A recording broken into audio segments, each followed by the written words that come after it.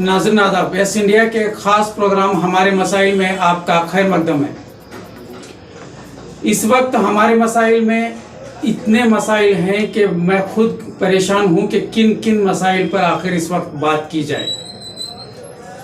खैर, इस वक्त रमज़ानुल मुबारक का मुबारक महीना चल रहा है, तो आइए रमज़ान के मुतालिक हम कुछ अहम पहलुओं पर रोशनी डालने का काम करते हैं।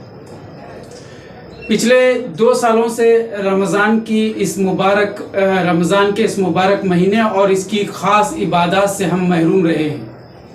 कोरोना वबा के चलते मसाजिद पर ताले पड़े हुए थे। रमज़ान का पूरा महीना घरों में गुजरा। हालांकि इबादतें वगैरह हुई, लेकिन जो रौनक रमज़ान में मसाजिद में देखी जाती है, इससे कहीं ना कहीं हम मुसलसल महरूम रहे हैं। इन 2 सालों के बाद इस बार फिर अल्लाह तबारक व तआला का बड़ा एहसान है कि अल्लाह ने हमें रमज़ान से नवाजा और इस वक्त हम रमज़ान के मुबारक महीने से गुजर रहे हैं। क्योंकि मसाजिद में इबादत के लिए तो लोग जमा हो रहे हैं, लेकिन जो तरीके और जो नित नई तरीके इसमें राइज किए जा रहे हैं, वो कहीं ना कहीं काबिल अफसोस हैं। हर बार की तरह बाजार सजाए गए हैं और बाजारों में एक बड़ी भीड़ देखी जा रही है। तरह तरह के खाने हर शहर में देखे जा रहे हैं। लोगों का बड़ा हुजूम मसाजिद से ज्यादा बाजारों में घूमता नजर आ रहा है। इसका मतलब ये साफ है कि पिछले 2 सालों में जिन हालात से हम गुजरे और जिन अपने करीबी लोगों को हमने अपनी आंखों के सामने तड़प कर मरता हुआ देखा, लेकिन बावजूद इसके उन हालात से हमने सबक नहीं लिया। आज फिर एक बार जब इन सारे हालात से दूर होकर अल्लाह ने हमें एक मौका दिया है, तो इसकी कदरदानी जिस तरह से होनी चाहिए थी, वो कहीं ना कहीं नहीं हो रही है। अब यहाँ एक नया सिस्टम चला हुआ है कि इतने दिन तो हमने देखा कि कोरोना के बाद भी नई नई मस्जिदें बनाने का काम किया गया, लेकिन यहीं पर कौम रुकी हुई नहीं है। अब मस्जिदों में एसी बिठाए जाने को लाजमी करार दिया जा रहा है या लाजमी समझा जा रहा है। ऐसे तस्वुर किया जा रहा है, या मुझे ऐसा लग रहा है कि बगैर एसी की मस्जिद में शायद नमाज नहीं होने वाली है। और अनकरीब हर मस्जिद, वो चाहे छोटी हो बड़ी हो, वहां पर एसी को जरूरी बताया जाएगा और एसी के नाम पर बड़े बड़े चंदे भी होंगे और आप और हम चंदा देंगे, क्योंकि अल्लाह के घर का मामला है और वहां पर एसी बिठा देंगे। सवाल यहाँ यह पैदा होता है कि आखिर इस एसी की जरूरत किसको है? क्या हर नमाजी को एसी की जरूरत महसूस हो रही है? क्योंकि अक्सर जो नमाज पढ़ने वाले लोग हैं, उनमें से एक बड़ा तबका गरीबों का हुआ करता है, मजदूरों का हुआ करता है, फल बेचने वाले ताजिर हैं। तो वो 5 वक्त मस्जिद में आएंगे और एसी वाली मस्जिद में एसी में खड़े होकर नमाज अदा करेंगे, लेकिन क्या उस 5 मिनट के बाद वो जाकर फिर अपने घर में एसी ही की तलाश करेंगे? वो तो बाजारों में धूप ही में उनको खड़े होना है, धूप ही में उनको मजदूरी करना है, उन्हें फल बेचने हैं, उन्हें रिक्शा चलाना है, जो कुछ भी तिजारत करनी है। एक बड़ा तबका वो एसी अफोर्ड नहीं कर सकता। सिर्फ मस्जिद में आने पर 5 मिनट के लिए जो नमाज अदा करनी है, वहां पर एसी का सिस्टम बनाया जा रहा है। तो इससे साफ जाहिर होता है कि ये एसी आम लोगों के लिए नहीं है। ये एसी का जो रिवाज है, वो कुछ बड़े लोगों के लिए है, जो अपने घर में भी एसी अफोर्ड कर रहे हैं और अपनी कार में भी एसी अफोर्ड करते हैं। तो उनके लिए मस्जिद में भी बगैर एसी के रहना मुमकिन नहीं है, तो उन लोगों के लिए एसी का सिस्टम बनाया गया। लेकिन आजकल हर मस्जिद में एसी का रिवाज चल पड़ा है और एसी बिठाए जाने के नाम पर चंदे भी इकट्ठा किए जा रहे हैं। हमें मालूम है कि इस मसले पर जब हम बोलने लगेंगे तो काफी लोगों को बुरा लगेगा, लेकिन यहाँ पर बुरा उनको नहीं, बुरा हमें लगना चाहिए कि जो काम जरूरी था वो तो हमने किया नहीं, लेकिन जो गैर जरूरी काम है उस पर लाखों पैसा उम्मत का खर्च भी हो रहा है, वक्त भी ज़ाया हो रहा है और उन चीजों में इस कदर खोए हुए हैं कि यहाँ पर अजाने बंद करने तक मामला आया, किसी के कान पर जूं तक नहीं रेंगती। और यकीन माने कल से सुबह की नमाज की अजान माइक में दी जाएगी या नहीं, इसका भी कोई भरोसा नहीं है। आज इस तरह की खबरें मौसूल हुई कि ये इत्तला दी गई है कि मसाजिद में कल सुबह की अजान नहीं होगी, लेकिन इस पर किसी को संजीदा होने की कोई ज़रूरत महसूस शायद नहीं हुई और कहीं पर भी हमने इस पर बात करते हुए नहीं देखा।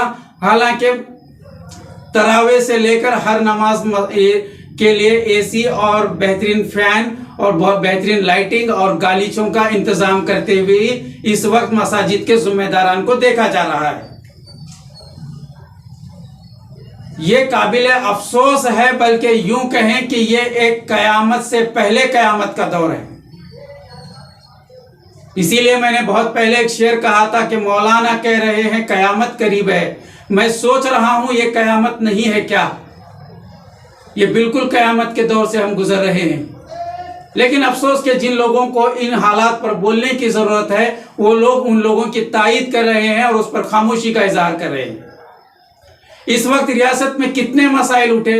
हिजाब के बाद मुसलमानों का बाइकआउट का मसला उठा, फिर उसके बाद हलाल का मसला आया, अब उसके बाद लाउड स्पीकर और मस्जिद के अजाने बंद करने का मामले को लेकर हवा गर्म है। लेकिन यहाँ पर किसी को कुछ नहीं पड़ी। हम रमज़ान में बाज़ारों में लजीज खानों से लुत्फ़अंदोज़ हो रहे हैं और एसी वाले मस्जिद में खड़े होकर तरावे पढ़ने को अपनी शान समझ रहे हैं। जो भी हालात होंगे, जो भी कानून पास होंगे, उस पर हम राज़ी हैं। एक खामोश पैगाम ये दिया जा रहा है कि इन तमाम हालात का हमें कोई फ़र्क नहीं पड़ने वाला है। हम जो भी कानून आएंगे उस पर हम राज़ी हैं, क्योंकि जो जिम्मेदार किस्म के लोग हैं और जो लीडर नुमा लोग हैं वो भी इस पर खामोश हैं, कुछ बोलने के लिए तैयार नहीं। कम से कम अपनी जवाब में तो ये बताएं कि ये कहाँ तक सही है। हिलाल का जो मामला है, अब ये नया कानून आ चुका है कि जानवर को ज़िबा करने से पहले बेहोश किया जाना चाहिए। अब इसकी एक टीम बाकायदा सर्वे करने के लिए कसाई खाना और चिकन की दुकानों पर पहुंचेगी और बाकायदा वहां पर जानवर को ज़िबा करने से पहले उसे बेहोश करने के जो तरकीब है वो वहां पर अगर फैसिलिटी है तो उन्हीं को ज़िबा करने की इजाज़त दी जाएगी। तो अब इसमें उलमा किराम की खामोशी अफसोसनाक है कि इस मामले पर आकर बोले कि अगर इस तरह का सिस्टम राइज होता है तो शरअन इसका क्या हुक्म है, क्या ये शरई तौर पर जायज़ है।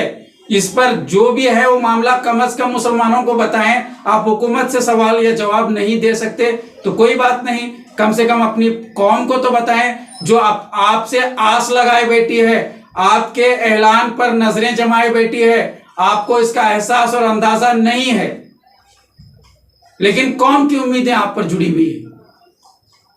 अब पिछले जुमा एक मस्जिद में जाना हुआ और नमाज के लिए ताखिर से मेरा पहुंचना हुआ, तो मेरे दोस्त और अहबाब के साथ जब मैं मस्जिद पहुंचा तो मैं हैरान था कि अब कल तक तो हम मस्जिदों के नाम पर बटे हुए थे कि फला मस्जिद उनकी है वो वही मसलक वाले जाएंगे, फला मस्जिद इनकी है यही मसलक वाले जाएंगे।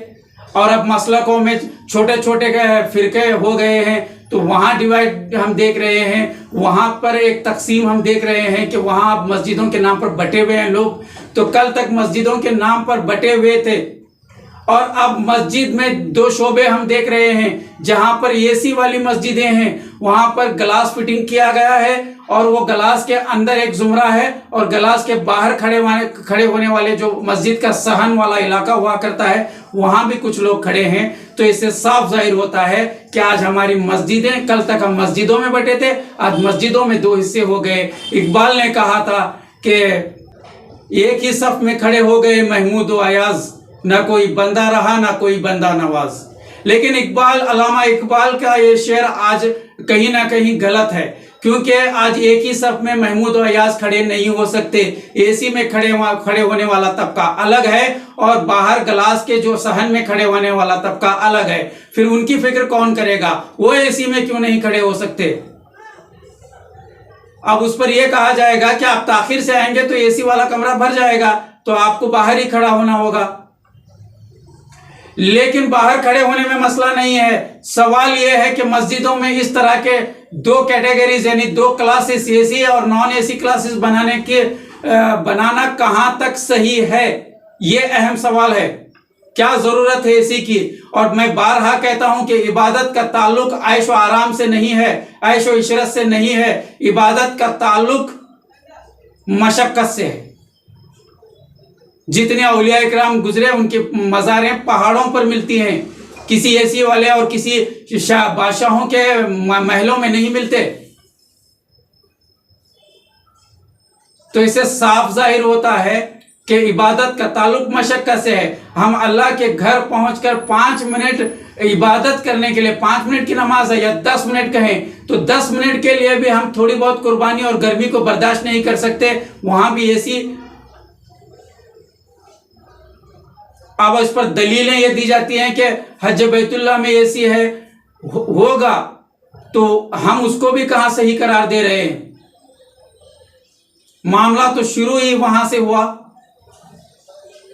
अब एक जमाना था जब हाजी हज के लिए जाते थे तो सारा गांव उनके पीछे जाता था, और हाजी जब वापस आते थे, जब हम मुलाकात करते थे हाजी से, तो उस वक्त हाजी जो कैफियत बयान करते थे और रोते थे कि काबे पर पहली नजर पड़ते ही जो कैफियत हुई, अल्लाह के नबी के दर की जियारत के वक्त उन्हें क्या महसूस हुआ, वो बयान करते हुए रो पड़ते थे। वो सुनकर हम रो पड़ते थे। मुझे अच्छा याद है, अपने बचपन में हमने ये देखा है। लेकिन आज हाजी जा भी रहे हैं, आ भी रहे हैं, कब जा रहे हैं पता नहीं, कब आए पता नहीं। जब हाल ही में कुछ हुज्जाज के आने की खबर मिली तो उनके घर पहुंचे तो जमजम और खजूर तो लाकर दिया उन्होंने हस्बे मामूल, जो रिवायत बहुत पुरानी है। लेकिन जब मैंने पूछा कि इस साल सफर आपका कैसा रहा, कैफियत कैसी रही, तो वहां कैफियत का कोई जिक्र नहीं है, कोई तस्करा नहीं है। उन्होंने सिर्फ वहां के एसी कमरों की बात कही, अपना होटल काबे हरम शरीफ के सामने होने का तस्करा किया, और ऊपर से यह कहा कि वहां इतने कैमरे फिटिंग हैं कि कुछ भी हुआ तो फौरन हेलीकॉप्टर के जरिए मदद की जाती है। और फिर ऊपर से उसके ऊपर सितम तो यह था, उन्होंने कहा कि वहां पर इतने अच्छे और साफ सुथरे मार्बल हैं कि सजदे में जाते ही चेहरा नजर आता है। अफसोस का मकाम है कि हम सजदे में चेहरा देखने के लिए नहीं गए थे, वहां के अल्लाह से कुर्ब हासिल करने और नबी के दर की जियारत करके नबी के जो आशिक रसूल होने का दावा करते हैं, उस इश्क का इजहार करके वहां से कुछ दिल में नूर भरकर आने की कोशिश के लिए हम हज जाते हैं। लेकिन आज टेक्नोलॉजी ने इस कदर गुमराह कर दिया कि हम हज भी जाते हैं तो वहां के टेक्निकल चीजों के हम शायकीन बनकर वापस लौटते हैं, उसी की तारीफ को और गुन गाते हुए वापस आ जाते हैं। लेकिन कोई काबतुल्लाह की पहली नजर पड़ते ही क्या कैफियत रही और अल्लाह के दर की जियारत पर क्या कैफियत रही, इसका तस्करा बहुत कम लोगों की जबान से सुनने को मिलता है। कहने का मतलब यही है कि टेक्नोलॉजी के साथ साथ अगर आप चलने की बात करते हो, वक्त के साथ अगर चलने की बात करते हो, तो सिर्फ एसी लगाने से टेक्निकल या टेक्नोलॉजी के साथ चलना नहीं होता। और भी कई चीजें थी। अगर वक्त के साथ चलने ही की बात थी तो तालीमी इदारे क्यों नहीं कायम किए? आज हमारी बच्चियां दर बदर भटकती नहीं अगर हमारा एक तालीमी इदारा होता। इस पर तो कभी गौर नहीं किया, इस पर तो कभी कोई काम नहीं किया गया। लेकिन अफसोस के गैर जरूरी चीजों पर पैसा खर्च हो रहा है। अभी फिलहाल मैं बारहा कहता हूं कि जब एनआरसी आई तो उस वक्त ये तहरीक चलाई जाती है कि मुसलमानों का एक अपना चैनल होना चाहिए। फिर उसके बाद कोरोना आता है तो ये कहा जाता है कि मुसलमानों का अस्पताल होना चाहिए। फिर उसके बाद इस वक्त हिजाब का मामला आया तो कहा जा रहा है कि मुसलमानों के बड़े बड़े स्कूल्स होने चाहिए। लेकिन अब ये मामला थम गया तो फिर स्कूल भी नहीं, कुछ भी नहीं। मुझे तो ऐसा लग रहा था कि इस बार रमजान में बहुत सारे लोग तालीमी इदारों को लेकर चंदा करेंगे, लेकिन नहीं। आज भी एसी के लिए, मस्जिदों के मीनारों के लिए, मस्जिदों में गालीचों के लिए यही चंदा, इसी के नाम पर चंदा मांगा जा रहा है। अफसोस का मकाम है। कयामत सर पे है, बिल्कुल सर पे है। हमारे यूं कहें कि पानी सर के ऊपर निकलने को तैयार खड़ा है, किसी भी वक्त हम डूब सकते हैं। लेकिन इसके बावजूद अभी भी हमारे वही काम हैं जो हम कल तक करते हुए गुमराही के शिकार थे। 2 रोज कबल एक मामला सामने आया कि एक फला घर की एक बच्ची जिसके शोहर का इंतकाल हो गया, लेकिन इंतकाल के बाद वो अपने बच्चों को लेकर अच्छे खासे घराने की थी, लेकिन जब शोहर का इंतकाल हो गया तो बीवी मजबूरन दूसरों के घर में बर्तन साफ करने के लिए उसे जाना पड़ रहा है। छोटे बच्चों की फीस अफोर्ड नहीं करने की वजह से उनके बच्चों को स्कूल से निकाल दिया गया है। अब घर में ही बच्चे हैं, वो बच्चों का पेट भरने तक के लिए मजबूर होकर काम के लिए जा रही है, लेकिन इन 3 सालों में किसी भी इतने इदारे चल रहे हैं, इतनी ज़कातें अदा हो रही हैं, उस लड़की के घर तक ज़कात नहीं पहुंची, क्योंकि हमारे पास एक रेडीमेड फॉर्मेट है, एक रेडीमेड लिस्ट है। हर साल वही अपडेट तो नहीं होता, सर्वे नहीं किया जाता। ये जिम्मेदारी जमात के मुतवल्लियान की थी, जिम्मेदार मस्जिदों के जो जिम्मेदार हुआ करते हैं उनकी जिम्मेदारी है कि उनके मोहल्ले में कौन गरीब है, कौन बेवा है, किसकी हालत क्या है, उनके बच्चों की फीस का मामला क्या है, वो घर में कितने वक्त का फाके से हैं, ये सारे मामलात का आपके पास डेटा होता तो आज ये हालत नहीं होती। तो इन बच्चियों को कोई पूछने के वाला नहीं है, यहाँ ज़कात नहीं जा रही है, लेकिन ज़कात का पैसा हम सिर्फ अल्लाह के घर के नाम पर, अफसोस का मकाम है कि अल्लाह के घर के नाम पर हम कहीं ना कहीं बहुत ज्यादा एक गलत मैसेज दे रहे हैं। अल्लाह के घर हमारे और तुम्हारा मोहताज नहीं है, और अल्लाह के घर में एसी लगाना जरूरी भी नहीं है। साफ सुथरा एक कमरा हो तो वो अल्लाह का घर बन जाता है, जहां नमाज हम पढ़ सकते हैं। और ऐसी ही मस्जिदें थी और ऐसी ही मस्जिदों से औलिया पैदा हुए और कई दीनदार कौम पैदा हुई, कई दीनदार बच्चे जो आला मकाम पर पहुंचे, वो ऐसी चटाई पर नमाज अदा करके पहुंचे। इन गालीचों पर नमाज अदा करने वालों को तो हमने कहीं आला ओहदे पर नहीं देखा और कभी वली बनते हुए भी नहीं देखा। हाँ, ये अलग बात कि हमने ये वहाँ पर इन सारी चीज़ों का एहतमाम करने में वक्त तो लगा रहे हैं और कौम का पैसा भी लगा रहे हैं। अगर आपको एसी बिठाने का इतना ही शौक है तो हर शहर में अमायदीन हैं, हर शहर में अमीर लोग हैं, वो अपने अपनी जिम्मेदारी से पूरी मस्जिद को एसी वाली बना दें, कोई इसमें मजायका नहीं है। लेकिन यहाँ पर सिर्फ चंदे, वही मजदूरों के घर चंदों में मजदूर भी होता है, कोई फल बेचने वाला होता है, एक आम आदमी होता है। तो इन तमामों का पैसा वहाँ से लेकर आप कौम पर खर्च करने के बजाय मस्जिदों पे खर्च करने के नाम पर कहीं ना कहीं कौम को जो है मोहताज बनाने का काम किया जा रहा है। जितना बोला जाए उतना कम है, लेकिन इसको आप पॉजिटिव वे में सोचने की आदी बनाएं अपने आप को। सवाल ये होता है कि आप इन पर उंगली उठा रहे हैं, उन पर उंगली उठा रहे हैं, आप चैनल पे बैठ के ये बोल रहे हैं हमारा काम ही बोलना है, हम बोलेंगे। आपको सही लगता है, गलत लगता है, आपकी मर्जी, लेकिन हमारा काम बोलना है, हम बोलते रहेंगे। इस पर अमल कितना होता है वो आप हैं, लेकिन हमारी जिम्मेदारी है, क्योंकि हमें भी तो जो अपनी जिम्मेदारी है उसे पूरी करनी है। लेकिन आप अपनी जिम्मेदारियों को किस हद तक निभा रहे हैं ये सोचना आपका काम है। और आखिर में एक अहम बात पर मैं अपनी बात खत्म करूं आज के हमारे मसाइल में कि अक्सर ये शिकायतें मौसूल हो रही हैं कि मसाजिद में, अब एसी वाली मसाजिद के खास कर ये शिकायत है, लेकिन आमतौर पर हर मस्जिदों से ये देखा जा रहा है कि बच्चों को मस्जिदों में ठहरने नहीं दिया जा रहा, बच्चों को सहन में लाकर छोड़ दिया जाता है, सफ़ों से हटा दिया जाता है, उन्हें डांटा जाता है, पीटा जा रहा है। ये अमल तो इस्लामी अमल हो नहीं सकता, और ऐसा करना कहां तक सही है ये उलमा से राब्ता करें आप इस मामले में। अल्लाह के नबी सजदा करते थे, इमाम हसन और हुसैन जब आप सल्लल्लाहु अलैहि वसल्लम की पीठ पर बैठ जाते थे तो अल्लाह के नबी सजदे को लंबा करते थे। जब तक ये नवासे उतर नहीं जाते तब तक सजदा लंबा करते थे, लेकिन कभी अपने नवासों को डांटते हुए कोई हदीस नहीं मिलने वाली। तो फिर ये इस बात को क्यों भुलाया जा रहा है? क्यों आज बच्चों को वहां से डांट कर, उन्हें डरा कर हटाया जा रहा है? अगर ये बच्चे डर कर आपके डांटने और पीटने के खौफ से मस्जिद आना छोड़ देंगे तो इसका जिम्मेदार कौन है? ये कौम का मुस्तकबिल है। आज शुक्र करें कि ये बच्चे मस्जिदों के करीब हैं। आने वाले दिन ये भी दिन देखने के लिए अल्लाह ना करे ऐसा हो,